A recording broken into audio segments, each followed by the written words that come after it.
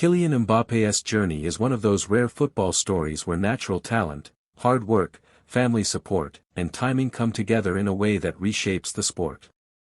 Born in Bondy, a small suburb northeast of Paris, on December 20, 1998, Kylian Mbappé Latin grew up in a household where sports were a way of life. His father, Wilfried Mbappé, originally from Cameroon, was a football coach and director at the local club AS Bondy.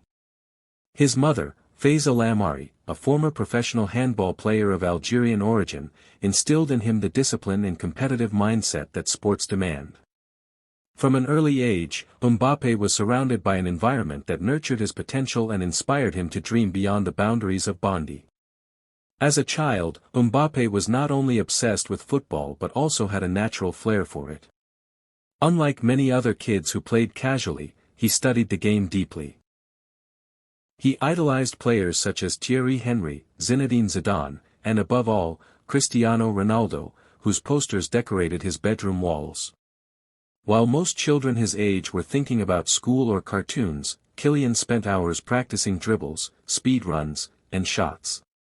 His pace was unmatched even as a young boy, and his coaches quickly noticed that he possessed both intelligence and athleticism. His journey began at AS Bondy, where his father coached.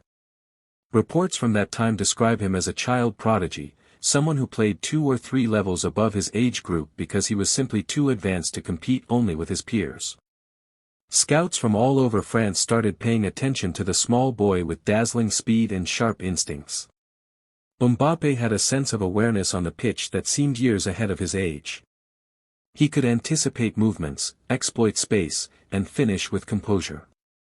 Bondy became too small a stage for him.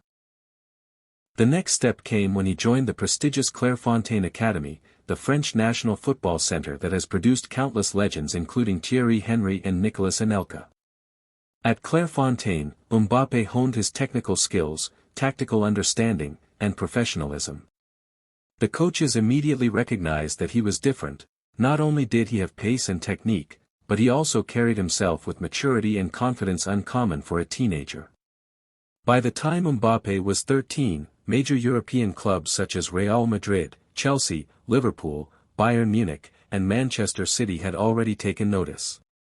In 2012, he even traveled to Madrid for a trial and had the chance to meet Cristiano Ronaldo, his childhood idol. Real Madrid was impressed, but his family, particularly his father, decided that Kylian should continue his development in France to avoid burning out too early. That decision would prove crucial, allowing him to grow in a familiar environment without the overwhelming pressure of foreign leagues. In 2015, at just 16 years old, Mbappé made his professional debut for AS Monaco in Ligue 1. He became the youngest de. After 2018, Kylian Mbappé's story was no longer just about a rising prodigy, it was about a global icon who carried the hopes of a nation and the weight of expectation on his young shoulders.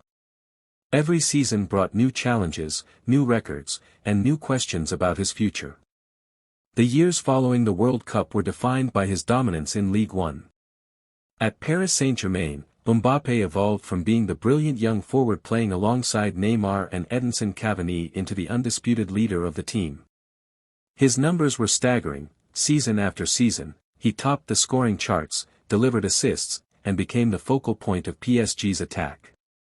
While Neymar struggled with injuries and form, and Cavani eventually departed, Mbappé's consistency made him the cornerstone of the club's ambitions. His role expanded beyond being just a goal scorer. He became a complete forward, capable of playing wide, through the center, and even dropping deep to orchestrate attacks. His dribbling, vision, and playmaking improved, but it was still his blistering acceleration and lethal finishing that struck fear into defenders. Ligue 1 became his playground, but the Champions League remained the stage where he wanted to cement his greatness. In the 2019-20 season, Mbappé was instrumental in PSG's historic run to the UEFA Champions League final, the club's first ever.